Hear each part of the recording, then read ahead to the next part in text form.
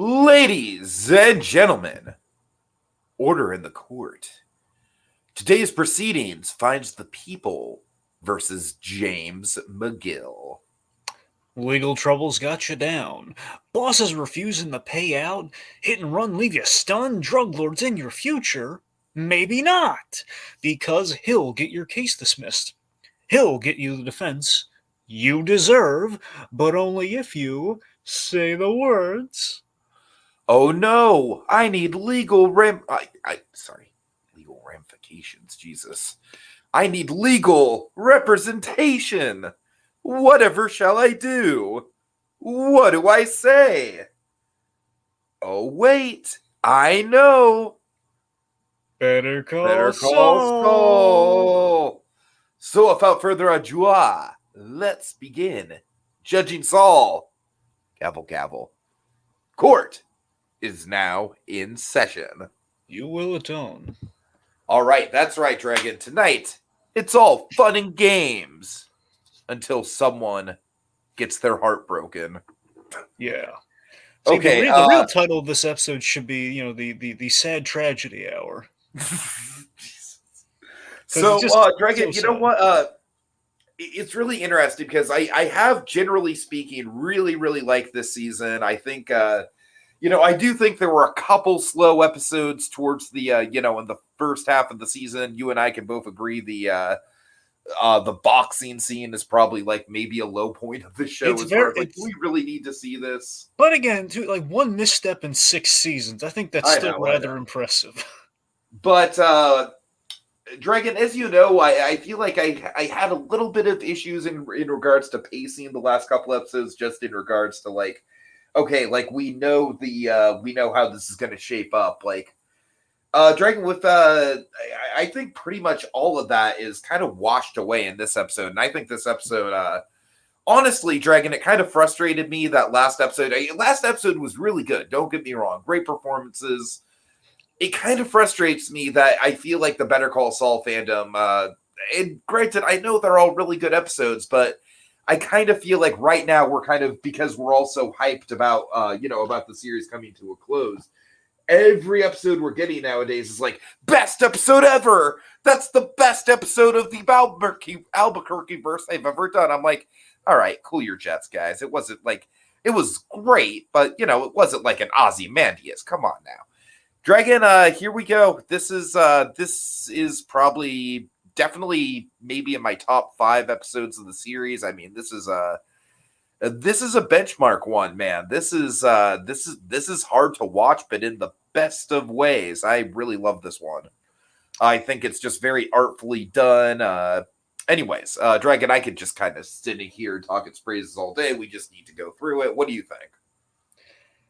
Yeah, again, I thought this was spectacular from a storytelling aspect. I think everything really came together. We paid off a lot of things, and I think it just kind of, when you're watching it, it just kind of hits you. Again, the finality really hits in this episode because we literally see I mean, I know we've said it many times before because, again, you can kind of sense it looming. That's kind of the thing about our prequel shows. You can always, like, where it's heading, and because of that, you're kind of on the edge of your seat, like, well, I guess that might be like the final note, or like that we're kind of seeing the decline of Jimmy McGill and the rise of Saul Goodman. But this episode is definitively, this is the death of Jimmy McGill, and it's such a sad affair to me. And it's done so artfully, and I don't know, there's just so much polish to it. It just turned out wonderfully, and you get so excited with kind of our tail end of like realizing as it's dawning upon you. What is it? 4 episodes left? Yeah, 4 episodes left. That's crazy. That's crazy to me. Mm-hmm. Like, we have literally wrapped up everything in the McGill universe side of things, Dragon. Like, to the point where I'm pretty tempted, like, going forward in the intro and outro, I'm pretty tempted to be like, today's proceedings finds the people versus Saul Goodman. Because we're there, man. We are definitively there. So, yeah. I mean, that's an off-air conversation, but you know what I mean? It just, like I said, it feels so final. Anyways. Yeah. So, yeah, very excited to break this one down. Dragon, would you like to give some credit where credit's due? Let's break down the writer and director. Okay, so our director on this was Michael Morris, who had done, just to give you some recent examples that do correlate to the episode at hand. Michael Morris did Wine and Roses, our season opener, which had a very memorable opening, which I think also leads into this memorable opening. Basically, Michael Moore seems to be kind of our go-to artful kind of director for like, man, we got to really go for the really pathos-filled kind of like sequence and montage. Let's go to Michael Morris. And then you have, let's see, then you have Wexler v. Wexler v. Goodman, which was the big heated argument that led to a marriage proposal. And also, one it correlates to our writer, the guy for this, which I know Loblo's not in this episode, but he is talked about. So the writer on this was Ann Cherkis, or I think it's Cherkis because there's an H in there. Point being, Ann Circus or Cherkis. Point being, Annie Girl. Ann did the guy for this with Michael Morris. This is the last time they worked together. Did Hit and Run, which of course had some fun Hamlin shenanigans in it with Jimmy pretending to be Howard Hamlin with the makeup and everything. And very memorably, and something correlates to this one majorly, gave us our first taste of it. But now we're actually here. Quite a ride. The episode that opened with the fast forward to basically the scene right before Gene Takovic entered the picture, like when saw the last days of Saul Goodman.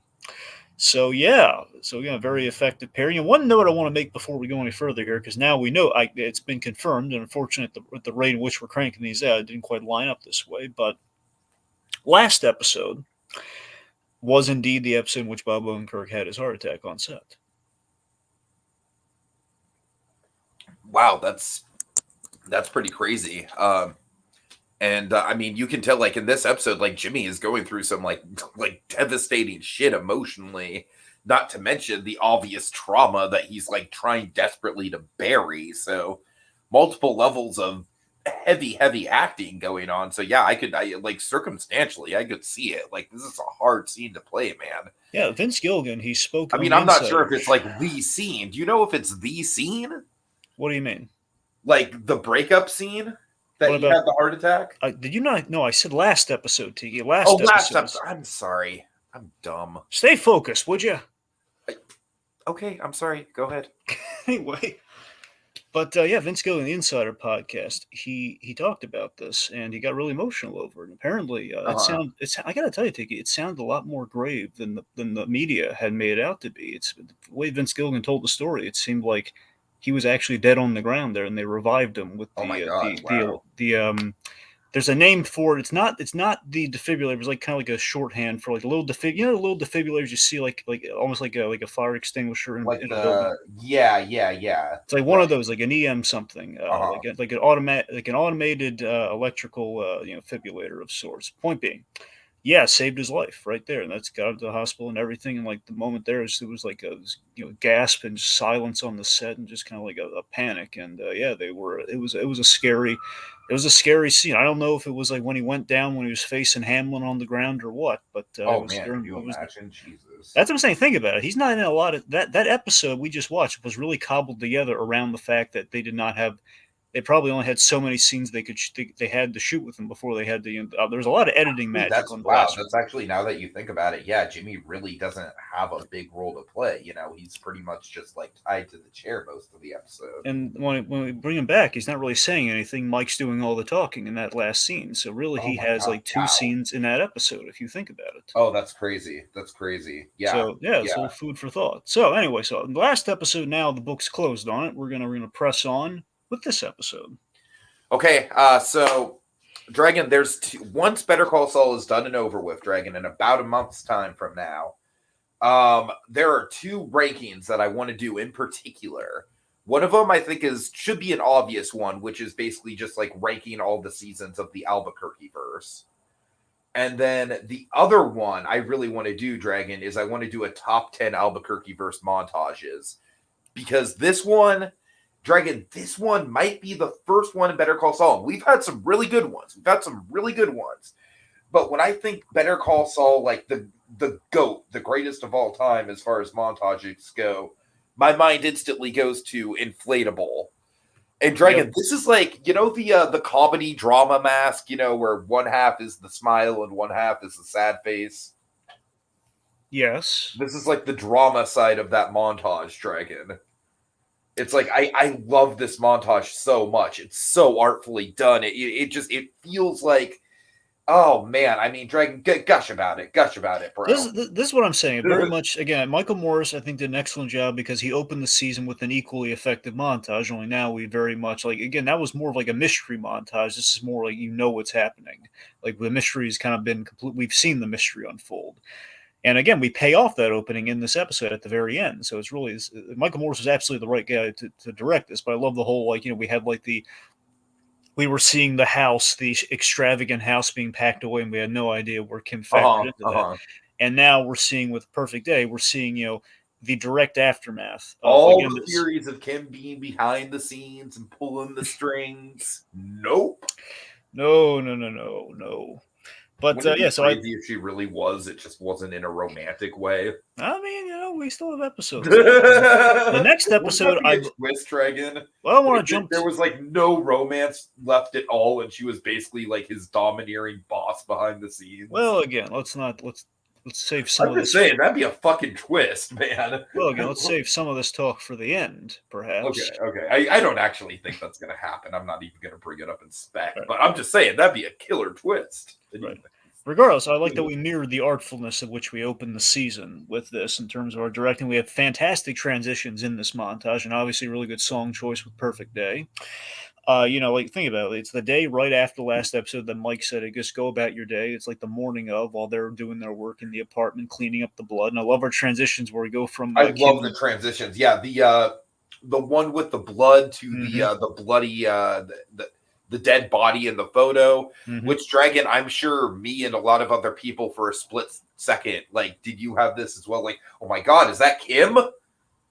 Well, not really, no.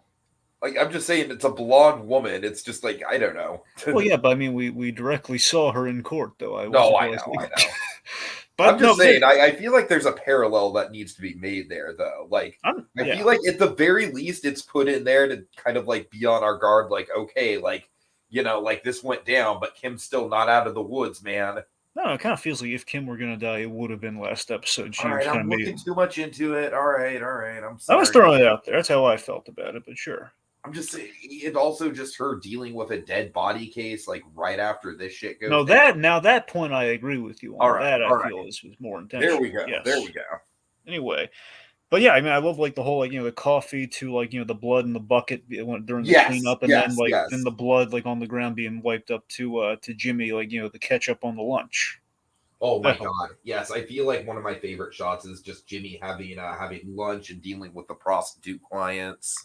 Yeah, and I also love they're starting to get the big iconography here. We have the Saul Goodman and Associates sign being lowered onto the building, and he's just going about his day doing business, as is she. Like, she's getting all hugs from clients and everything, and he has the big box full of neck braces, which still cracks me up. Right. And of course, Mike. I love Mike digging in there, getting the bullet, because you never think about that during the cleanup. No, he's got to dig in there. He's got to find the bullet. We don't just glaze over that sort of stuff. And he took pictures and everything to make sure everything lines up. And they got every single detail, all the yogurts and everything in the new fridge. That's stainless steel. All that. Just great. Now again, you guys got a fridge out of this whole thing. I mean, you can't complain there, right? Yeah, it's a really nice fridge too. Look at it. We even bought you some yogurt. Yeah. Restocked and everything. So I think, let me ask you this. Here's something I want to get your opinion on. Okay. So there are two moments in this episode. It could be either, could be both, for all I know, that I think Kim makes the decision she makes for the end of the episode. Ooh. Now, I think at the end of this opening, she's kind of staring at the apartment when she walks in for a beat. And, Jimmy kind of goes about it. You and I are on the same page. Honestly. I'm thinking she made the decision at this moment. Would you be inclined to agree? I think at this moment, it was the first time it really entered her head. And then it got confirmed. And then in the funeral thing, that cinched it. That was okay. Yeah.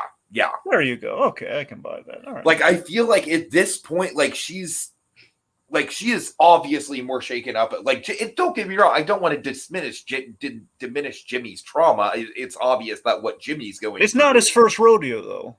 That's true, but I also feel like he's kind of bottling a lot of it up as far as the guilt goes. For sure. But yeah, we've seen him kind of bury that guilt already. No, you're right. Like Fred Whalen and everything like that. Sure. So, Mike is burning the evidence. About how great was the lighting in that scene with Mike? Where like I think symbolically we're saying that Mike is like there's like a little light in the dark abyss. You know, I think it's kind of what we're saying there. Yeah. I mean, I seriously kind though, of didn't that with look? Mike. The read I got on it was just kind of like very definitively like Drago. We talked about the birth of Mike the Cleaner, Mm-hmm. and I feel like this has got to be it, right? Like if there is any moment that you can like pinpoint in the Breaking Bad timeline, I feel like this is definitively like Mike in full on cleaner mode. Yeah, I mean, again, we pretty much like this is the first time we full on have seen him do like a cleaning job versus just a job in which he's like, you know, he's replacing. Like he swapped a safe. He didn't really clean up a crime scene, so that's what we did here. And just like how meticulous he goes, how detail orientated. Yeah. That's the thing. I don't know. I think later on with the big scene with Mister Varga that we'll get to, I think symbolically with Mike with his story in this episode, it's very much that he is, you know, he's very much set on a dark path that we've been building up for a few seasons now. I think this is kind of visually kind of getting us there. Like, look at him just out in the desert alone in the complete darkness, burning with his little flame burning. I don't know. It looked really memorable to me. Anyway. So, you know, Jimmy, then basically the end of our cold open here is Jimmy is speculating on the future, and this is like they've been playing like crazy, and like basically we keep playing audio from the episodes, but not any clips, which I think is a good move, by the way. We keep playing just these. It's a good move. It's a little annoying as far as our means go for the speculation of it all, Oh but you know yeah, what? but it's That's a only small so price to many pay. left. You know, that's the thing. It's kind of I adds to know. the. I mean, I did there is one thing to speculate on majorly. We do have at the end of. We'll get there. Okay. In the teaser thing. Point being, let's see. So Jimmy's speculating here about one day, and basically referencing something stupid that the way we've opened with something stupid so many times here. We're like, we'll wake up, we brush our teeth, and we go to work, and then one day we'll realize we haven't thought about it at all. That's when we'll know, that we basically we can move on. Uh-huh. So again, basically Jimmy's relationship to denial with Saul Goodman that he has, for Breaking Bad, which essentially is like by the time we get to Breaking Bad, which might be sooner than you think, kids. He'll basically that's kind of this facilitates him getting to that point where he can just kind of throw caution to the wind. It doesn't bother me anymore.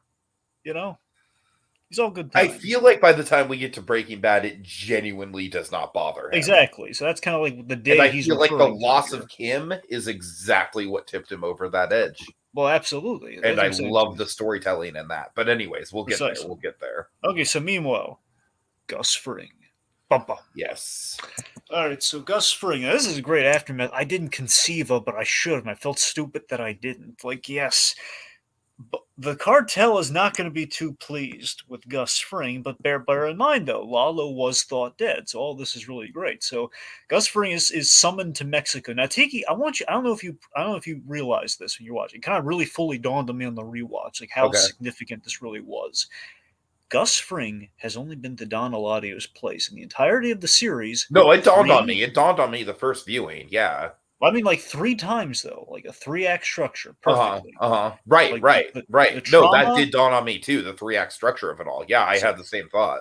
So that I just thought was just excellent, kind of the grand storytelling of our whole. You know what's interesting about that is that my dad and I actually like 2 of our most memorable episodes are that string of the episode where we see that flashback, and then of course the Don Eladio is dead. His men are dead. Yep. You will fill your wallets or you will die, or whatever he said. Hermanos and salute, I believe, yes. Yes. Like, honestly, Dragon, that is like one of the best 1-2 punches Breaking Bad ever threw.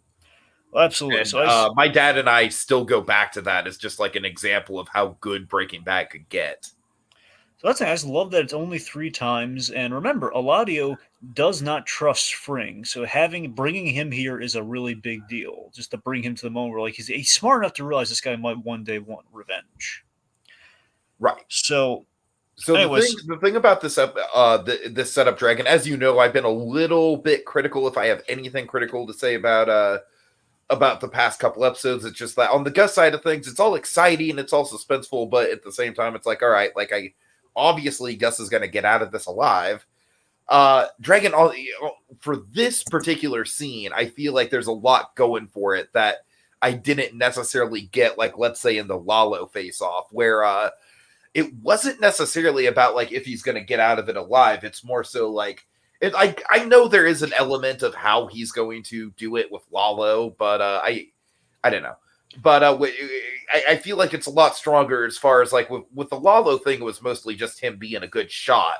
With this, it's clearly just him just fucking expertly talking his way out of the situation. And I don't know, to me that's a little bit more satisfying as far as as far as like seeing the how of it all. I mean, I do think it's superior to what we did last episode, but again, I would attest that again, it was more about just giving Gus Fring an opportunity to say everything because he always plays so close to the best. Just let him say everything he hates about Eladio, and then just put Gus Fring's back to the wall and see him like actually do a violent thing, without a box cutter for a change. So that's kind of the takeaway from last episode. But you're right, though. Absolutely, this episode though, just seeing. It's less than what Gus Fring says because think about it, he doesn't say a darn thing. What he does, no, you're right about it's almost kind of like a mini version of the dominoes falling into place with Howard. Just as far as like like Gus's whole story this season has basically been like like just being on the brink of just total like mental collapse because of all the stress of Lalo and just seeing the dominoes fall into, like the nacho thing, Dragon. That was such a satisfying payoff. So that's essentially the simple way of putting it. Though, this is basically the Hamlin story paid off for Gus Fring with his whole story this season, and it's been a problem since last season. But let's just say, in terms of like him, the Lalo situation has been going on for a season, for at least a season now. So this season, everything that he put into play to take care of Lalo absolutely, pays off perfectly in terms of the cover up and everything and how it all stacked together. So basically, it's Gus Fring's kind of A-team mode. I love when a plan comes together.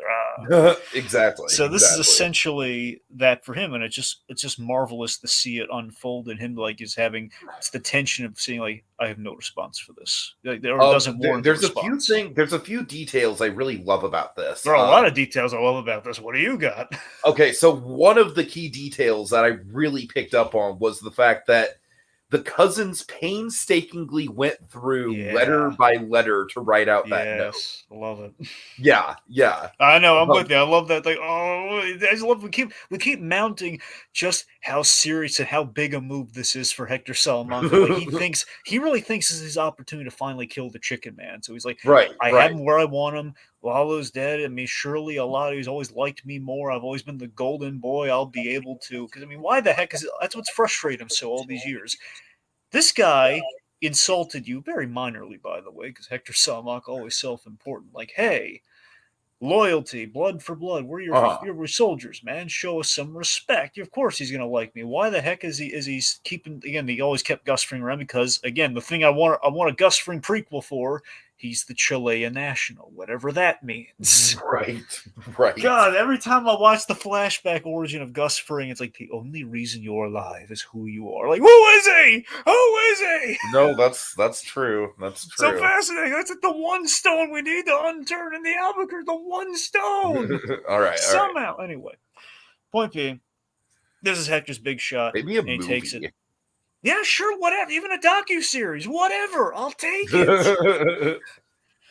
Point being, just this, just have this. Maybe they could have. Would the guy who played the young version of Stan and the boys, would he be a good fill-in for a young Gus Fring potentially? I mean, that's the thing. What do you think? Do you think he could pull it off? I think he could pull it off, honestly. I like to think he could. I like to think maybe we have a framing device where we get a little bit of if we jump around in time a little bit, you get kind of an older Fring, towards building towards the end. Point being, but yes, I would like to see that. Regardless. So I like it's imposing in every sense of the word. It's like we're not by the pool during broad daylight, which honestly might have been even more terrifying given what happened to Gus last time. But we've never seen the pool lit at night. Okay, I'm glad you bring that up. Yeah, because it's honestly got a weird sort of tranquility to it. Also, I'm surprised you didn't make this comparison yet. I guess I'll beat you to the punch with it. Very reality show kind of Survivor, where we're going to vote someone off the island kind of vibes. No, I did not make that connection, but yeah, you're kind of right. I'm shocked you did not, because it's very obvious to me. Every reality show where it has a tropical setting, it's nighttime, it's intense. Yeah. You're right. You're right on the money with that. There's a fire pit even. Yep. So you got Eladio, Hector, the cousins. No, I'll give you credit there, Dragon. You picked up on that before I did. And you got Bolsa. They're all by the pool, the birthplace of Gus Fring as we know him Oh yeah. today. And Hector Salamanca's painstakingly gone to measures to tell Eladio basically that Lalo survived Gus's like mercenary attack, and he told him he was looking for proof. And now I haven't heard from Lalo. He believes Gus has killed him. So again, it's so tense, but again, Gus's plan works so flawlessly and so perfectly. As Eladio, he asked the logical follow-up questions Uh-huh. that Gus Fring has accounted for every single one of them to a T. One, he knows that Hector Salamanca hates Gus Fring so much, and again, the whole it's and I love that rabid dog quality has worked against Hector Salamanca, where Gus Fring playing it so close and so not letting his cards show has served him so well compared to Hector Salamanca, where all his credibility is gone on a matter like this. Totally. So then we have the logical questions of the cousins. Did you see this? Did you see Lalo? No. Did you see this phone call? No. Did you see his dead body? See, yeah, like the very few times the cousins speak, see, he was burned. Yeah. Dental records, yep, those were him unequivocally. And what about the rat Varga? What do what didn't he say? Didn't he confirm the Peruvians before he Right, right. died and shot himself? Yeah. So Eladio, by the way, Stephen Bauer. I love it when Stephen Bauer comes to play, and I love Don Eladio. I love he's the top of the rung. He's kind of the spear that's waiting to be He's replaced. great. I honestly think this might be Mark Magulis's finest hour. It is great. What Margolis I does mean, is just like truly the palatable sense of frustration and helplessness and rage you yes. get It without all saying a word, you I know? know, right? You can almost see him like tearing up in his eyes. Right, He's so right. it's like not a tear of And like then oh just like how pathetic is it that the cousins have to just carry him away unwillingly? and here's the thing, it's not it's like not tears of like sadness, but tears of just like it's like when you get so angry, there are tears in your eyes, Oh, sort of definitely thing. rage tears for Yeah. sure, for sure. But still, I love like the ding ding ding saying no no no no no. And then you know of course, Eladio's like imitation of the ding, ding, that ding, made ding, ding, ding, ding, that made ding. me laugh so hard. Ding is I basically I love it. Eladio he tries the show because he does the Salamancas have served him well for a long time, and obviously he's more Team Salamanca than he is Team Fring. Let's be honest. But I love the fact that he tries to extend a little. He tries to save face a little bit with Hector, saying, "It's been a long trip. You know what? You get to sleep in my bed tonight. Right, And you know right, right. when you come to Don Eladio's place and you sleep in his bed, pretty women may enter the bed." Oh, So I love that. He's trying to this is he's true. trying to This is just a fact of life. he's trying to show him a good time, and his Hector ain't having any of it. And like he says, "Well, I'd invite you to stay, Gustavo," because one, he would never want him to stay. Period. But secondly, it's going to make for an awkward breakfast. Like ding, ding, ding. I love he does. If you notice that Stephen Bauer did like the face too, like the ding, ding. Yeah, yeah, yeah. And Bolsa has like to force a laugh because he's terrified of Eladio. Anyway, so we set up the status quo of Gus Fring in Breaking Bad, where Bolsa's his boss and still working under him. He controls the north. Salamanca's control the south. Yeah. All right. All right. So anyway, so beyond that, we have one really great bit to facilitate between this and Salud, Yes. where Gus, basically Gus thanks him for his trust and everything, and then Eladio leaves. Before he does, he reminds him because Hector noted in his painstakingly taken note, "Look into his eyes, Eladio. Look into his eyes." And he did, and he says, "I see hatred in your eyes. A A little little hatred. bit's okay as long as you never forget Who's boss?" who's boss. Oh And man, again, that's great. That's I great. It's I love the perfect. cockiness there of just It's he a is so perfect setup for for the war to come. and he's just so convinced that I know you don't like me. And that's okay because you're not a threat to me. Like that's the ultimate insult. Anyway. All right, so after that, Gus, he's returned, and Mike gives him a status report about everything's going on. And fun fact, because you did note this last episode, to re-note it here, notes that the lawyers played their parts even better than expected. And Gus Fring, I think he's sensing some trust with Saul Goodman, like you were kind of laying out there. Yes, yes. I think Gus is intrigued by Saul Goodman's efficiency, Dragon. Yeah, I mean, more so in the fact that, well, bare minimum, Mike trusts this guy, and Mike only trusts smart people. So Right. clearly, That too. That too. because Yeah. remember, Yeah. he is the connect that will bring us to Of this. Again, course. it's. I think ultimately, looking back on it, Tiki, this is an We important gotta note see to a scene. hit. We gotta see a meeting of Gus and Mike, or Gus and Saul. I mean, Well, that's the thing. Saul doesn't know what Gus Fring looks like, though. I don't think oh, he ever that's met him. fuck. That's true. Hence Damn the it. reason. But they did meet each other in season 3, which is the Uh huh. closest we'll ever get to that. Now, which I think is a great line to walk with that, by the way. Regardless, it is an important note to hit because it's going to be a big deal that Mike would connect again. Mike connects Saul to Saul / Walter White to Gus Fring in a business capacity. So Right. I think Right. that like Yeah. noting the lawyer being on Gus's radar does go a long way. Like the lawyer knows someone who can solve his product problem. So I think that helps facilitate things Uh in a huh. subtle way, which is nice. Okay, let's see. Dr. Goodman, the other Goodman, left some pills for him, assuming he survived his meeting, which he did. Let's see. So, big. Okay, so this is something we set up that again. Initially, I was thinking of probably like you were. I'd imagine of like, okay, and then we're gonna maybe see a bit of like a little check in with the assemblage of the super lab. But no, no, no. We're just gonna jump right past all that later. Yep. But yeah, so basically, we have to find a new engineer and a new crew to build the super lab. Like get started on that. Bum bum bum. All right. That's all we need to know. And So also, Tiki. Dragon, I want to make a quick note. Yeah.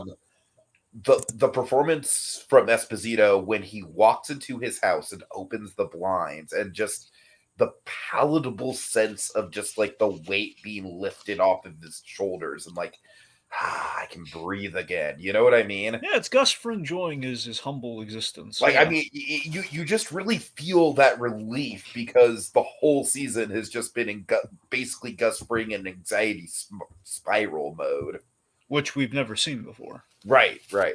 So, All right, so up next is a scene that I'm willing to bet not a lot of people care for, but honestly, Dragon, I am fucking intrigued by it. It's like a Rorschach test for me. yeah, so here's what's fascinating to me before we get into like obviously the big thing to talk about, just in terms of the setup. Uh-huh. Gus Fring, he celebrates the end of the war and the release of that anxiety that he's been having the Yes, whole yes. season. With, this is a fascinating idea to me, Tiki. And I wonder how you respond to it. Is that after the war with Lalo is kind of been solved and the cartel's like off his back, he goes to like this wine tasting club in Albuquerque, and the idea that Gus Fring, what does he do with all of his wealth that he has acquired? Now we know he does like charities, and we know he This does is Poyos perfect. Hermanos. This is a perfect answer. That's the thing. Basically, he does charity, he does Poyos Hermanos, and what does he do for kind of leisure, if you will? He does the Fraser thing. It's a wine club, Oh my god, I love it so much. which is great, and it's a Dragon, really I don't nice know. wine This club. is just like it's like so many people are just gonna be like, yeah, this is a boring part of the episode. We don't really need it. It's like, no, this is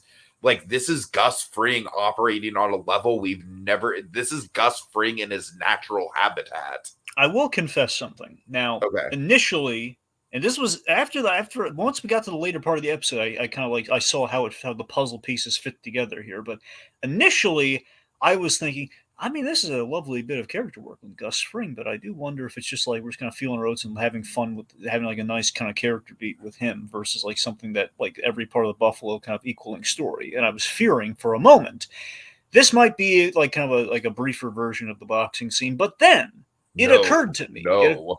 Then it occurred to me thematically. We are, this really connected to the pool thing from earlier, where he's looking at the pool before he left, and he's thinking of Max, and we're this episode very much by the end of it there is talking about relationships and again like the pursuing revenge and everything. So ultimately, my takeaway for this scene is that this fits into kind of what a recitation on revenge versus justice. In that Gus Fring, he's kind of the opposite of Saul Goodman in terms of what he's doing here, in which Saul Goodman is moving forward. Like Jimmy McGill moves forward with Saul Goodman by the end of this episode. Gus Fring has an opportunity in this scene to move on, it seems, You're but right. You're he right. Yeah, can't do it. So that's what it's his really moment of change, Dragon. so that's what clicked with me in this scene that really made it more important. Once I saw the ending of the episode, like, okay, that's how we're connecting all of our stories. I think it's really cool. Now, I feel like on a more base level, I think one of the big things that kind of like called to mind for me, and I don't know if you picked up on this. I very much thought there was like a light bulb moment in Gus's head when he was when this dude was. And do you want to set it up a little bit more? I'm sorry, we're kind of like breaking it down without really Yeah. describing what's going Okay, on. so we have like this really nice wine club. Like he's got like this trusty, like I don't know if you call him a sommelier or not, but like kind of like the trusty kind of waitress Brett, who's like like, oh, Gus I would Fring. call him a sommelier because he Well, I know certainly he's seems the like an sommelier. expert. I know he's the sommelier. I'm wondering if she is too, Brett, the waitress, like Uh-huh. the lady servant. Point being, like wine stewards or what have you. Point being, like yeah, then he has like an old friend in this wine steward sommelier named David. David's the guy. By the way, this actor, I'm blanking on the actor's name, but I can tell you this: the actor, I've seen him in other things. He was one of the bad guys in Agents of Shield. Which, fun fact, Patrick Fabian appeared on Agents of Shield once. What's the character's name? In the show or in Agents of Shield? In this show. David's the wine steward. He's our guy. Reed Diamond. Reed Diamond, yeah. So Reed Diamond, he Thank you, Amazon X-Ray. Yeah, so he played David Whitehall in Agents of Shield, who was like kind of like a Hydra bad guy. So that's kind of neat. Anyway, point being, this guy was really good. I thought Reed Diamond did a really good job here, and had a lot of chemistry with Giancarlo. And the idea here essentially is like this guy's like. He doesn't see Gus Fring often because he's probably been distracted with the whole war on Lawless. So it's like, oh, hey, Mr. Fring, it's been a while since I've seen you here, and they're just kind of gushing about wine culture and stuff, and like all fancy sorts of fancy bottles of wine. He regales him with the story. Like, I love when he walks Dragon, up to this is a sideways sequel I always wanted, man. I live for this kind of shit, honestly. I mean, how great was it? I love the pleasantries deleted me to no end Totally, here, where he totally. walks up, probably have a lay of the land, if not the owner, at the very least, like a head honcho at this wine place. As he walks up to, what are you drinking? And then he just lists off a bottle, like, wait here. He like takes the glass away or something, and he basically brings him a better bottle with a story to it. Like all these bottles. Right. I love that all God. these bottles have stories, and he lays out the story about like essentially a cowboy kind of guy puffing a cigar, like walks in the place. And he tries to impress a date, and he just basically takes one sip of the wine, and he's like, "No." He gets like I love like the fancy like Frasier snootiness with the wine. Like he gets like a rum and coke. But that is honestly insulting. When I heard it, like, just I don't even like wine that much, but just you gotta respect it, man. You gotta respect it. I mean, if you go into a wine tasting place, like even if you don't personally like the taste, you gotta respect it. You gotta look. You got to take more than the one sip. So, we can kind of go into the story about wine and stuff. And there's actually one wine, I forget if it's the one they're drinking or not, but it has like a bloody kind of flavor, like an iron. His loss is definitely your gain. Which is great. So you have like this bloody kind of flavor, like an iron oxidizing process, which honestly, I think the blood and the chemistry thing is evocative of Max, of Max Arciniega. And on that note, I also very much think that this scene is kind of like the genesis of Gus Fring essentially being like, I can't just cook meth. I need to find someone who looks at meth the same way this guy looks at wine. I didn't think of that, Tiki. Is that a reach? Because that's honestly the first impression I got of this scene.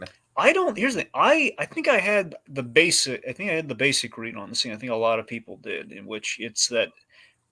So Gus Fring's sexuality has been kind of speculated a little bit throughout the course of the Albuquerque verse because it's so odd because I could have sworn like he had like it always implied to me that maybe Gus had a family, but I think it was just like a facade thing, like in case people walked in the place. Sure. And the point being, the Salamancas always joked. You can never tell how genuine they were about it or how on the money they were. They always made gay jokes about Gus Fring, saying the Butt Brothers and stuff, all that sort of stuff. Now it's hard to tell if they were maybe on the money with that because we know that Gus Fring truly did love in every sense of the word.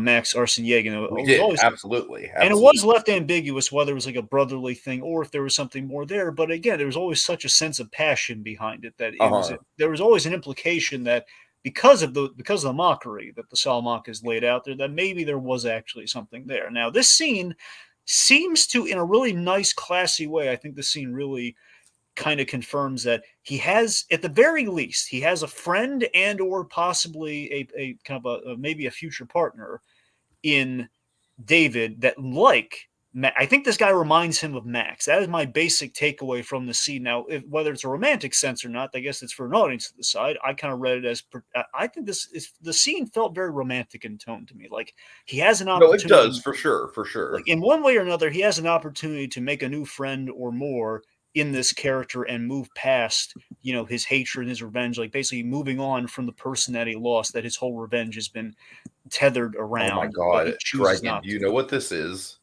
Well, what is it?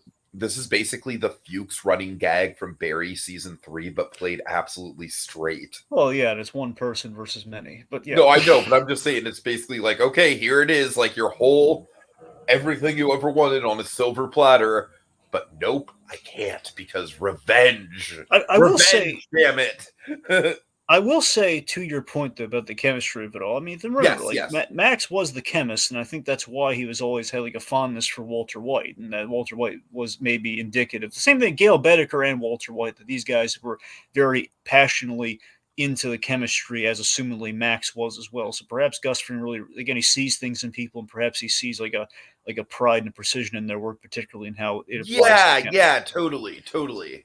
So at the very least, there's definitely plenty. We're seeing Gus Fring really laid back and having an opportunity for change. I think that's really, and the fact is like, David gets really excited. Like, oh, look, I'm something I gotta show you. I can't pour it for you, but I can show you the bottle. It's really cool. He goes Right, off, right. and Gus he contemplates it for a moment. He drinks his wine, and he just kind of realizes, no, I can't be happy. Max wouldn't want me to be happy right now. So so he pays this thing and he leaves, or I forget if he pays or not. I don't know if it's like the membership in which you pay through the nose, so you never have to actually put down cash. I don't know.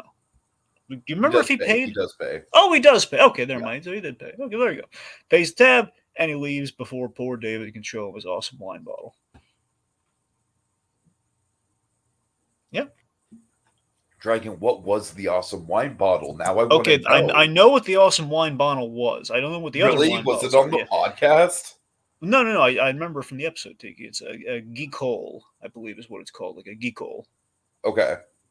So that's what the big what the awesome was. I was so excited about the geek hole or geek hole, whatever. Drake, that's I don't know. Like I said, it's like I'm not usually a wine connoisseur, but like when you can write people who are passionate about it, like I really do get into it. I kind of hang on every word, honestly. Yeah, that's what I'm saying. Like all the wines did have a corresponding name and everything. And I'm sure Yeah, they did yeah, the yeah. research on the wines in particular. Like a lot of them being hard to find. The idea that Gus Fring got his hands on a really hard to find bottle of wine as well.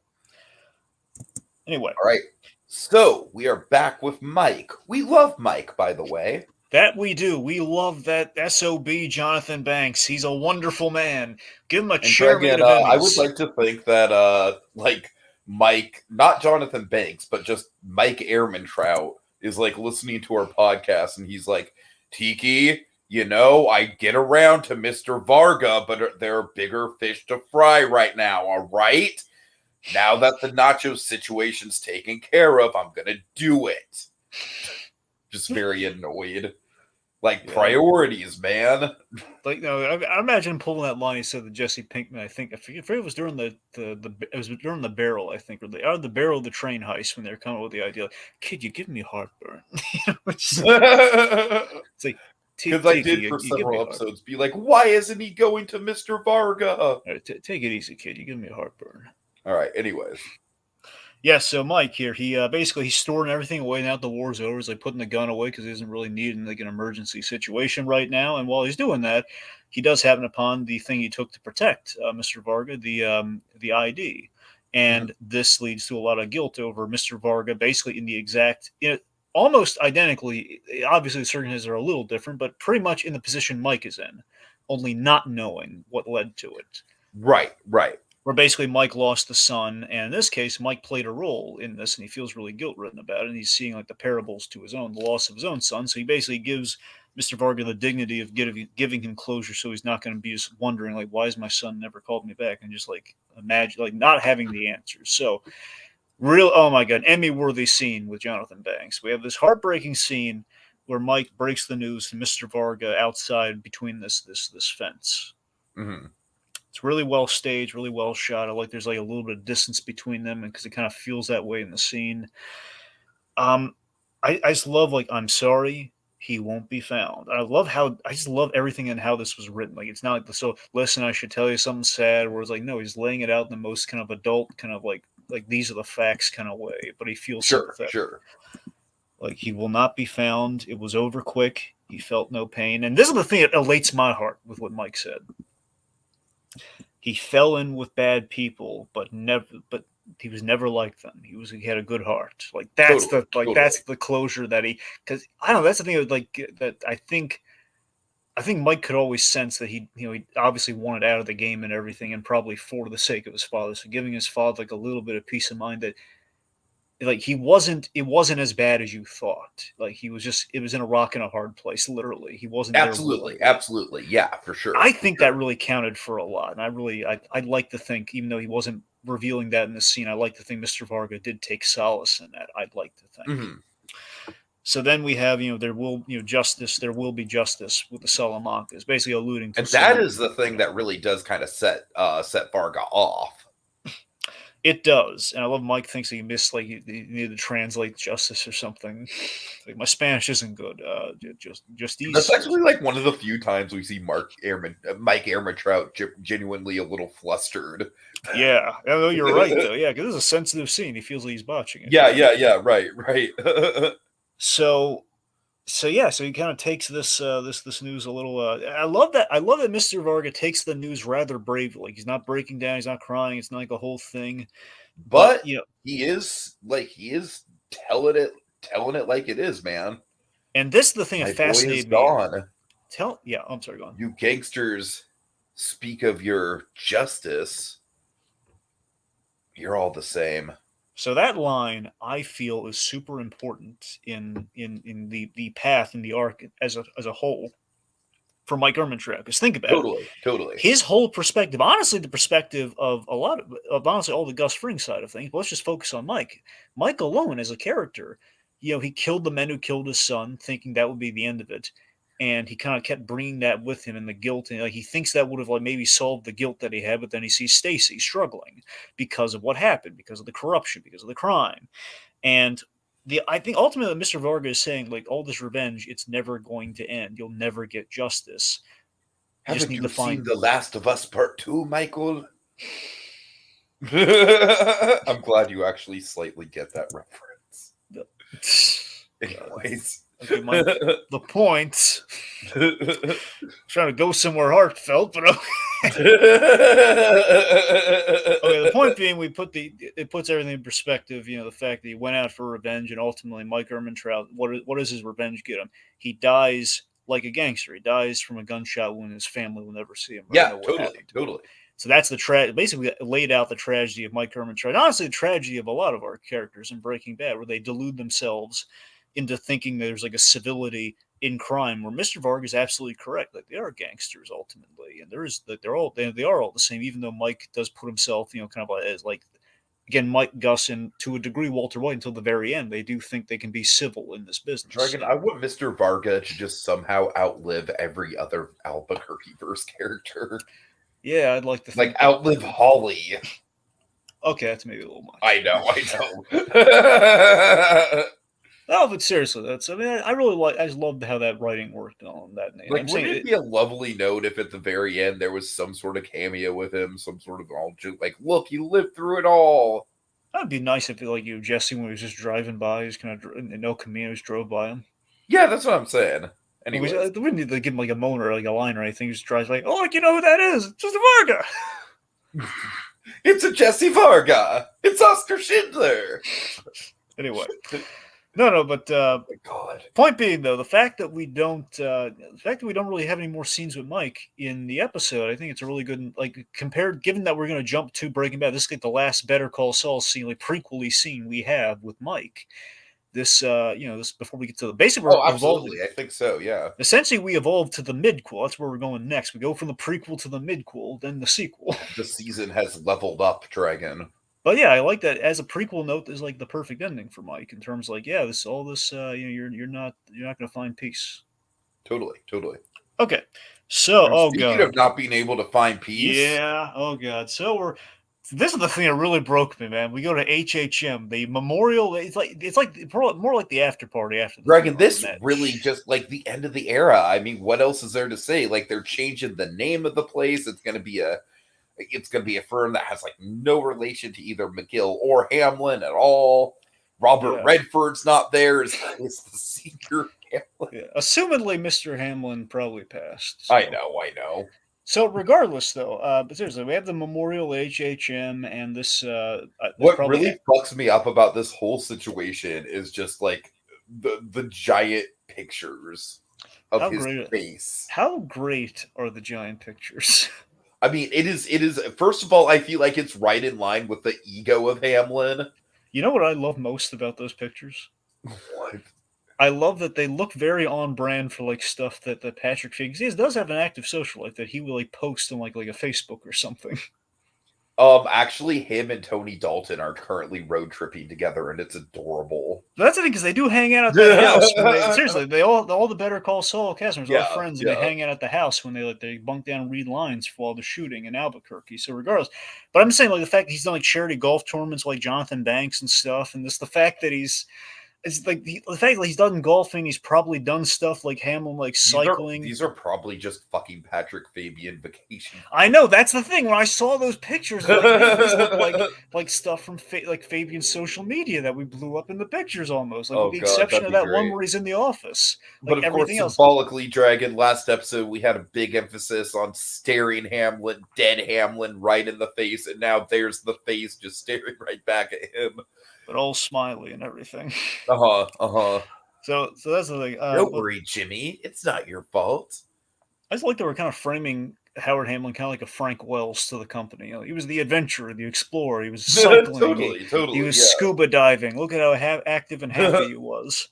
And you know that had to be like a will and testament thing, right? He had to have like said, "I want Oh, people to see absolutely, like absolutely. I It's want I gotta be. want It's I gotta want be. people to see me as the adventurer, the conqueror, the Frank Wells." Oh my god, I love it. So my favorite detail we got though. So again, we're at the memorial, and it's after the it's assumedly after the funeral. By the way, I don't think they had the funeral there.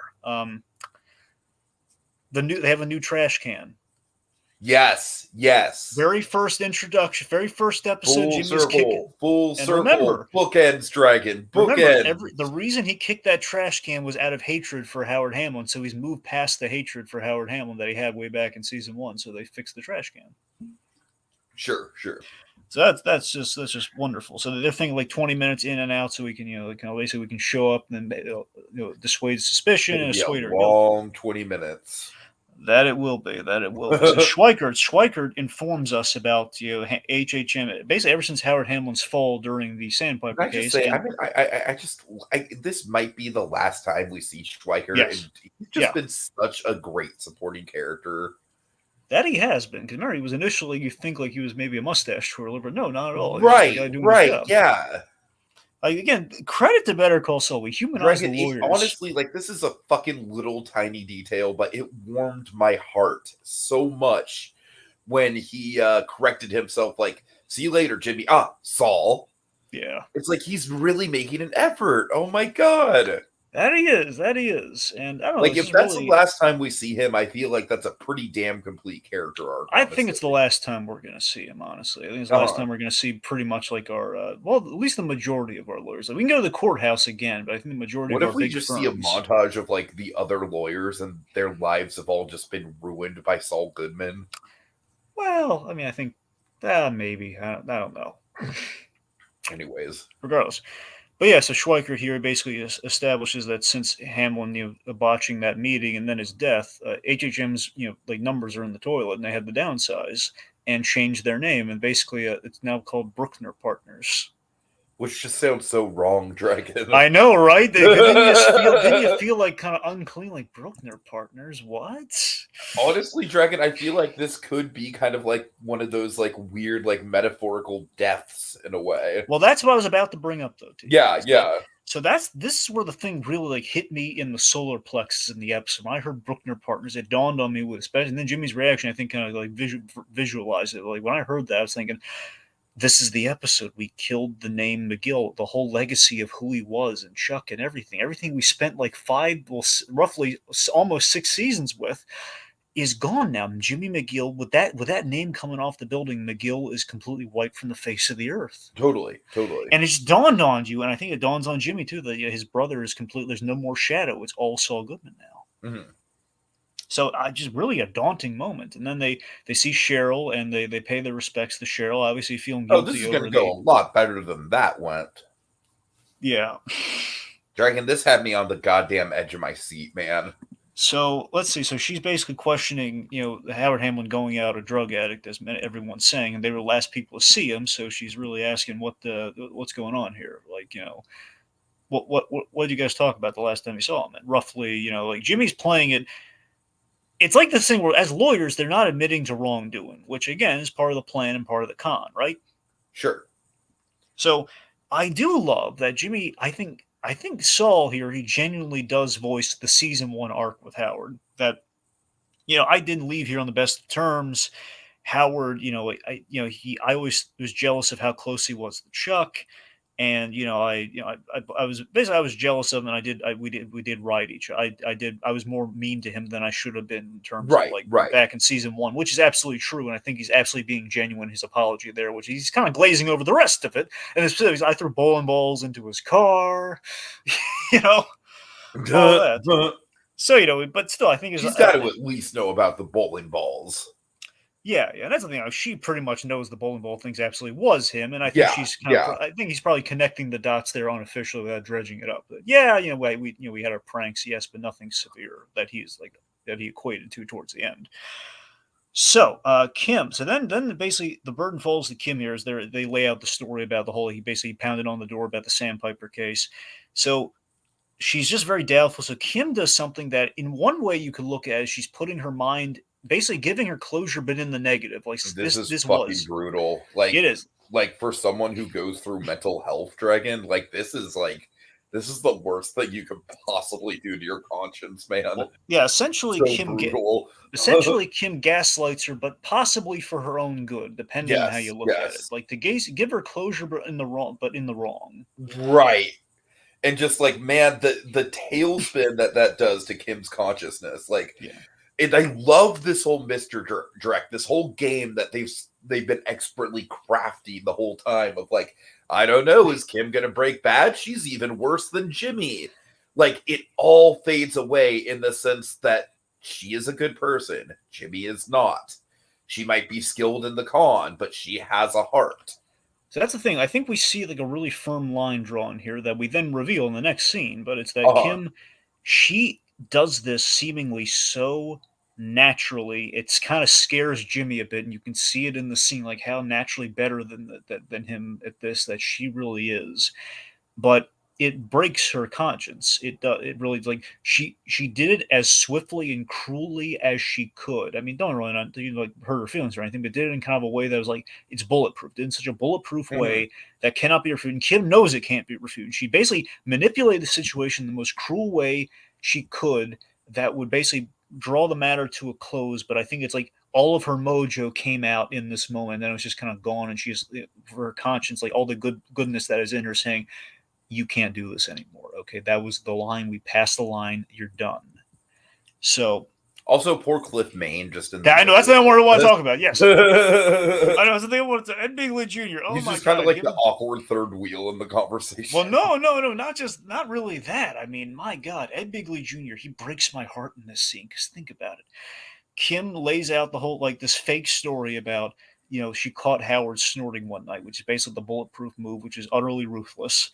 And basically knowing that the con that they pulled and how they manipulated Cliff Maine, he would be the closer. He basically manipulated her in this second to be the closer to basically utterly prove that they're right. And so she wouldn't hear the confirmation from them, but hear it from Cliff, who she trusts.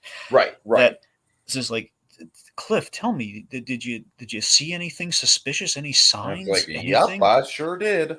But again, he just can't say it though because he just does. He feels, and the thing that breaks my heart is that Ed Bigley Jr. the way he communicates is you can kind of see it utterly on his face that he feels terrible about not being able to save Howard, not being able to see it. He feels hearing this from Kim utterly guts him, and that it was going on for that long and I didn't see it. I could have saved him.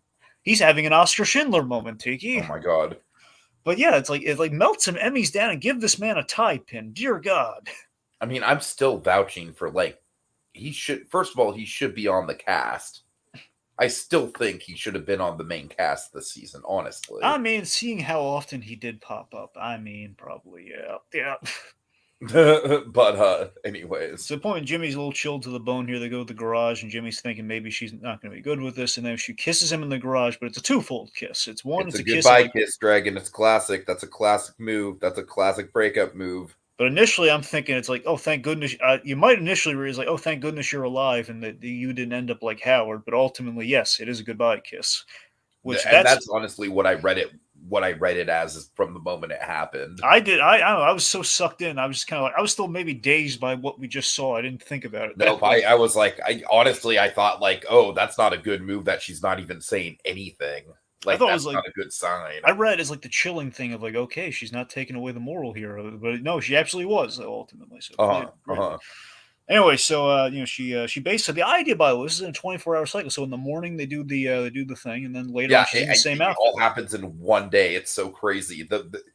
Like in one day and night of misfortune, Saul Goodman, like Jimmy McGill became Saul Goodman. Dragon. It's From so one crazy. funeral, essentially to the death of Jimmy McGill. Uh huh.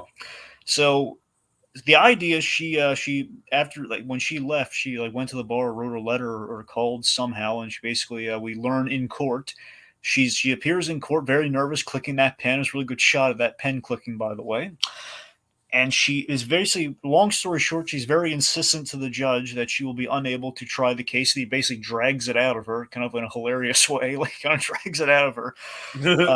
Says, well, as of 2 hours ago, I'm no longer a lawyer. I sent my letter of resignation to the bar.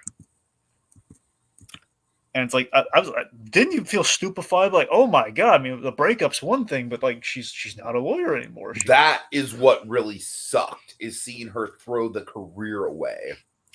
Yeah, I mean, That, dear, yeah. and I honestly feel like it kind of leads credence to my theory of, like basically I did like she didn't get arrested, she didn't go to jail, which I like it was her own personal decision, but I still feel like this is going to ruin her life in some way. Yeah. They're just throwing away so much potential. Yeah, yeah. Plus, you have to So, imagine, I think Jimmy got all the Sandpiper money too, by the way. right, that's true. Like, she didn't even get like a half of it or anything. So, Uh-huh. anyway, okay, so point being, and again, really good flow we have going on in this episode, by the way, because again, everything's like set like the day after Hamlin died, and then of course we jump ahead to the funeral, and then after it's one day again. So Jimmy drives home very frantic, as he is wont to do when something big happens in relation to Kim. I like that we don't even see the moment of him finding out. No, I know. We just see like the drive home, and she's been expecting this and kind of waiting for this. He runs up, and he's like, "Kim, why?" But I love this. I love how Owen Kirky does this. He reins it in, and he basically he's trying to get a hold of himself by trying to be. He's frantic, but respectful in how he confronts her. Sure. Which I can relate to. I like that.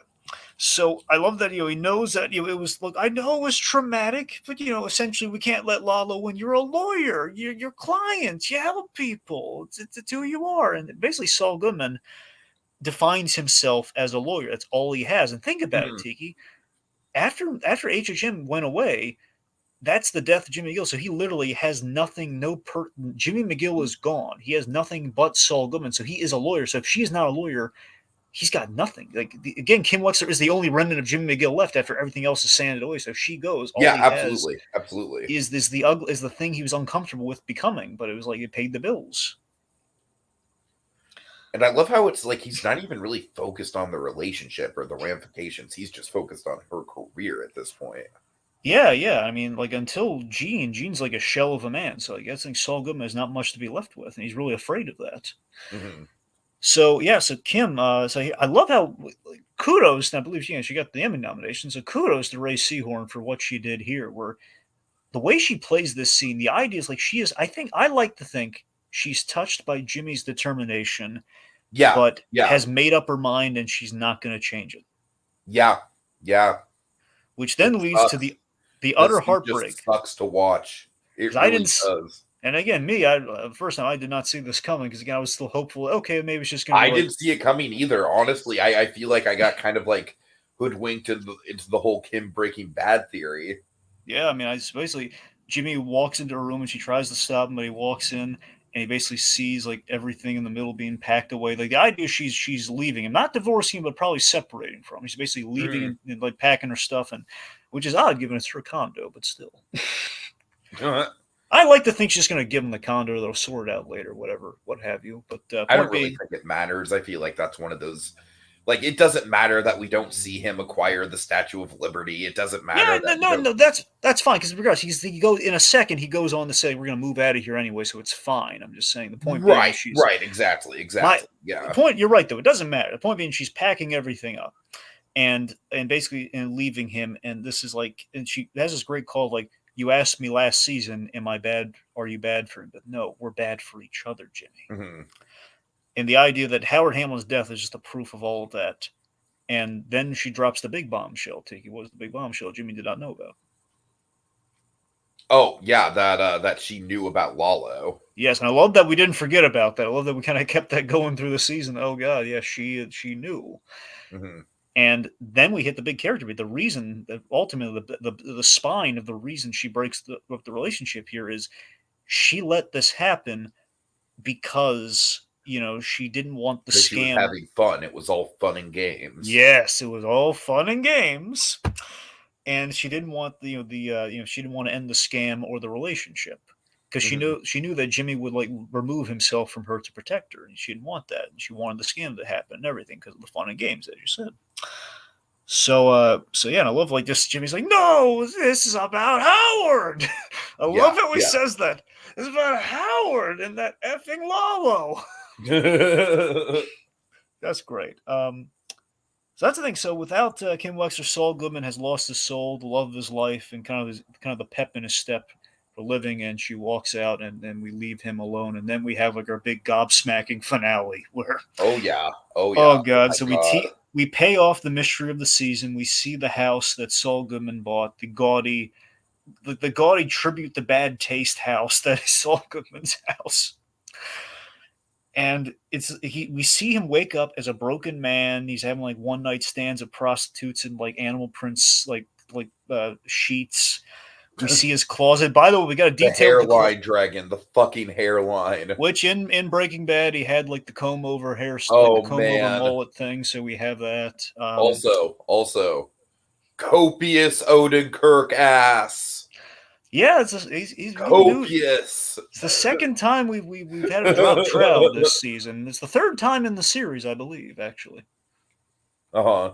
Anyway, so yeah, but point being though, so the fact is like there's no like we're sanding away. It's kind of like the ugly spinster Saul Goodman. That's kind of what we're seeing here. Now I knew this wasn't going to happen, so I'm fine with it. But there's only one regret I have with finally getting Saul Goodman that they couldn't account for because you see what What? time happens. They didn't make him up to be a little fatter. Yeah, I can live I know with that. it was like the little it's like we're at like 98%. It would have been like the last 2%. Uh-huh. It's like the little thing. It's like everything is because they got the hairline and everything, which is that's exactly I how it honestly was. think the hairline is so perfect that it makes up for everything I else. agree with you in the fact they didn't glaze over that. It's like Uh-huh. so it's and he's in the exact same suit and everything. However, there is one detail they forgot though. I lined it up. There's one thing they forgot. What'd they forget? He's not wearing the pin on his lapel. Damn, you're right. Now, not the blue one because that's after the 747. But I mean, he had like a little gold pin that may or may not have been the scales of justice, if I recall. He's had a few pins, but he Uh-huh. has like a little pin on his lapel, and I'm shocked that wasn't there. Yeah, you're right. You're right. That is an oversight. Just given how painstaking the research is. But then again, maybe the next episode starts him like putting the pin on before he goes out. Who Oh knows? my god. If they do that, I'm gonna bow to him. Like I know, how dare I doubt it? Oh my god, how dare I? No, but I'm not joking. How dare I? But seriously, if they do that, it's like they thought of everything. Right, right. Point being, All like, right, so I also love how, like, in spite of Jimmy just is Saul at this point, like, uh, in spite of him just living a complete, like, kind of heinous lifestyle with prostitutes and everything, He is. You got to respect that. Right out of bed, he is on the ball with the phone calls. I mean, I think the kids would call him quite the baller, actually. Yes, I yes. mean, isn't that like the term? He's like living it up the high life. He's rich and everything. He's just kind of going around doing I stuff, taking guess care so, of Dragon. business. Don't act. I'm 31 years old. Don't ask me about what the kids are saying. Well, you're the one who's quoting L to the OG and everything. I L don't to the know. OG. But that's what I'm saying. Like, you're the one using like stupid terms like it slaps and everything. I thought you would know this. Okay, well, first of all, I just like the slaps thing because I genuinely think it is a good descriptor. Like I actually think that's one of the things the kids got right. But Okay, you want to hear like a really cool, like deep cut detail they put into the Saul Goodman the house? It's really cool. what? Okay, over his dressing room, which is awesome, there is Saul Goodman's head essentially on like they put Saul Goodman's face as this icon on top of the dressing room. Now, if it's supposed to look like the Kennedy half dollar that he used in his scams in Mm. Cicero. Now, you know the origin of this, the reason they put it in the set. I haven't heard this, but I know this, man, in my guts. On the commentary back during season 1, fans told them that, hey, did you frame Jimmy like looking that way before he turns back to the courthouse at the very end to mirror the silver Uh-huh. dollar? And they said no, it was complete happy accidents. That has to be them referencing the happy accident. I can see that. Yeah, yeah, Okay. sure. So point being, we get all the accoutrements as we're heading to the office. He's in the car. He's in the car, man. The Cadillac. Lawyer Fine. up. Yeah. Yep. By the way, one of the most scummy details is just like the bowl of breakfast bars, like basically like the the exit through the gift shop approach of the prostitute. I love it. It's just like this happened so much that he just like, yeah, breakfast, go. He's got all the mannerisms like Saul Goodman and everything. He's using the Okay, whole you know what, earpiece. Dragon? I'm sorry, we're gonna have a little bit of product placement here because like we lean on we lean in on the Nutrigrains, but have you ever tried Nutrigrain? No. It's delicious. Really? It like genuinely, it is like probably the best breakfast bar I've ever had. I can totally vouch for Nutrigrain breakfast bars. So you Okay. know what? At least he's given them the good stuff. If it is a breakfast on the go. Anyways, That's good seriously, to it's like hear. a healthy fig Newton. Hmm. No, it's good to hear. I gotta be honest. I never Yeah, really the yeah. breakfast bar is always like. So what is it? Is it like cereal in a candy bar? Is that really what it No, is? Or it's like fruit, and then like the bar itself is kind of like a I don't know. It's hard to. It's like kind of like got that fig Newton kind of graham cracker crust to it. so basically, it's kind of like it's kind of a more grain filled fig Newton is what you're saying. Yes, yes, essentially, yes, Basically, it's a fig Newton as a candy bar, essentially. but more healthy because it's actually Sure. got fruit. Yeah, Wait, the fig isn't fruit? I don't know. All right, anyway. Getting I'm sidetracked. just assuming that there is more sugar in fig Newtons than there are in this. No, you're probably right. I'm just genuinely Because curious. fig Newtons are like advertised as a snack, and this is advertised as a genuine breakfast bar, and it's called Nutrigrain. So Okay. I don't know. Maybe Point I'm just being, fooled by the healthy marketing. Who knows? okay, regardless, Saul Goodman, not just good taste in law, but good taste in breakfast. Yes, yes. Anyway, when you breakfast on the go for the lawyer on the go, look no further than Nutrigrain. Anyway, Nutrigrain. do. I would So, recommend the mixed berry. all right. So when they're in the car, when he's in the car with us, the audience, he's playing the commercial and everything. I love that. We're hearing the Saul Goodman commercial coming over on the radio, which is again, we're there, folks. We're finally there. Mhm. Everything that we have. He goes in there. He goes to his office. Francesca is greeting him by the doors. Very all the life is drained out of her at this point, and like That honestly was the moment that this all hit for me. And we saw the last happy moment of Francesca We at the did. opening of We the did. episode when Yeah. she's like, Yeah. "Hey, look, the sign's up. It looks good." Like, "Oh yeah, it does look good." Yeah. Dragon, just seeing Francesca with just like the life drained out of her, just like in the exact same status quo she was in Breaking Bad. Like that, honestly, it was like she's like the silent killer in this episode emotionally, I think. She is, and the fact that think about it, she put pride in decorating that office, and now She we walk did. into She the did. office, and now we walk into the office, and it's back to like the bare minimum Like it's like tiling on the floor, but not good tiling, and just like a separation. Basically all the detail went into like the cheesy Cathedral of Justice on the inside now. Exactly. Yeah. Yeah. Which again is like it's a tribute to Kim, which is nice, by the way. Like the fact that he's still thinking again. Think about it, that Cathedral Justice is a tribute to Kim Wexler that he It put. is. It is. So And the lawyer up thing.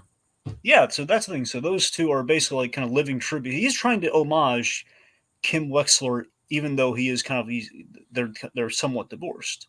Mm-hmm. Now, given that Sullivan is technically legally divorced, I wonder if they actually did follow the proceedings on it. I'm unsure. Oh God! And then like just for this breaks me. This breaks me. I hate it. Yeah. We have the world's best lawyer mug. Yeah. I hate it. I mean, it's brilliantly symbolic, but I hate it. Tiki, I gotta confess something. This is gonna make me seem stupid. Did you not notice it? No. It's not that I didn't notice What? it, but I gotta be honest, Tiki. I should have noticed it since the first season. Well, not well. Wait, I get the mug in the second. Since the second season, just the fact that second. There's a correlation of that. Always, just the correlation that was always building to this mug. Because I don't know why. You know what? I always assumed in Breaking Bad it was just like a Saul Goodman mug. I didn't know it said "World's Best Lawyer." I think I just forgot about that. Sure. So, but that's genius. It was always building to that mug. Anyway, so we have the Coca-Cola desk, we have the mug. He's in the green shirt with the orange striped tie and a little orange thing, and everything but that pin is there. So what we've done effectively is that this is the day, not the moment, but the day he's going to meet Walter White, and we set up we set up in a line on the phone call when he was like getting ready for his day, and Francesca was assumingly on the other end of the line or something, like telling him like what was on the docket and mentioning the public masturbator. Now, of course, that is not Mr. Mayhew. That is not Badger. But it's the next guy is going to be Badger that he's going to confuse him for. So his day is getting ready for him, and he's going to meet him, and then after that case, we are going to see him meet Walter White. Mm-hmm. So this is amazing, and also the best thing we did to end the episode. I wonder if you remember this. He quoted Chuck. Did he? Yes, Chuck said during chicanery, right before he went to the hearing, he said, here's the thing, he misquoted Chuck. Chuck said, "Let justice be done, though the heavens may fall." And Jimmy is now quoting Chuck, basically living up to every expectation Chuck ever had for him, telling Francesca, "Let justice be done, though the heavens fall." That's true.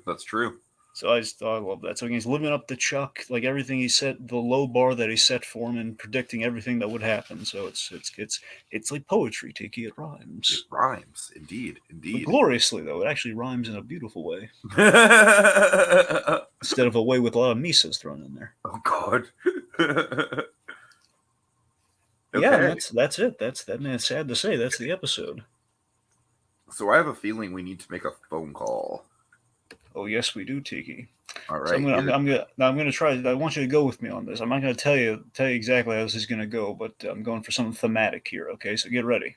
Okay. Okay, we're gonna call 505-842-5662, and this is how we're told to call Saul Goodman in the past. This is like us calling Jimmy McGill, one could say. Indeed.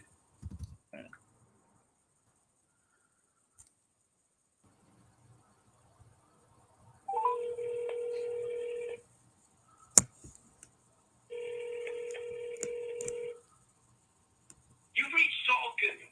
Looking for phones? Well, I've got a surprise for you. The phone guy is no longer just the phone guy. I'm the law guy, your law guy. That's right, Saul Goodman, attorney at law. You meet the law, you want the law to meet me. Leave a message after the beep. I'll get back to you before you sleep. I'm sorry, I gotta confess, that was sorry. I swear to God, I called that number earlier and it was disconnected. So that's what I thought was going to happen. Oh, that's funny. So that's egg on my face. But let's call. So let's just call to the future, okay? So this is the way it's supposed to go. It's supposed to go like we're no longer in tune with Jimmy McGill as we knew him, pretending to be Saul Goodman, or with the actual Saul Goodman. So let's call 505. Okay. 503. 4455.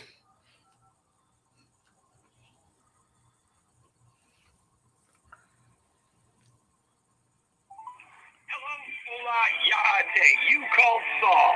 You reached the offices of Saul Goodman and Associates, your one-stop shop for all things law. If they've accused you of breaking bad, better call Saul. If you're currently under arrest or in custody, follow my 3 patented rules. 1, keep your mouth shut. 2, keep your mouth shut. 3, don't make eye contact with anyone in a holding cell unless you're looking to make a love connection. Visit my website for more free advice. BetterCallSaul.com. The solution to your problems is just minutes away. Your call is important to us. Please continue to hold. Drug felonies, press 1. DUI, press 2. Slip and fall on government property, press 3. Illegal animal smuggling, press 4. Unreasonably hot fast food beverage accidents, press 5. Wayfair 515 victims, press 6. To continue this message in Tagalog, press star. Your call is important to us. Please continue to hold. What, the cops won't let you hold anymore? You running out of quarters? Look, if you're going to break bad, you got to be prepared. For more free legal advice, head to my website, BetterCallSaul.com. God It's so bless sad. America. So sad now. I know, right? All right. All right. Okay, so I don't know what else to say about the episode, right? I mean, just like as far as like a prequel goes, it's just like it's everything we ever wanted as far as tying up the loose ends.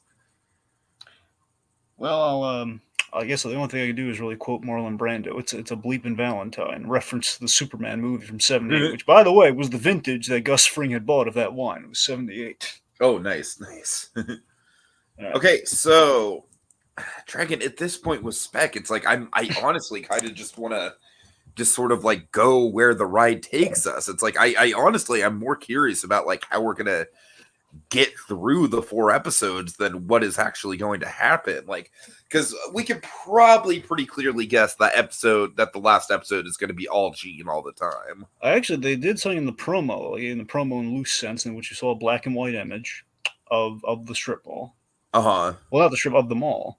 And there's one thing that happened this week when they kind of did their little teaser image, because they usually pull a line from an episode, and I think they pulled a line from the last episode.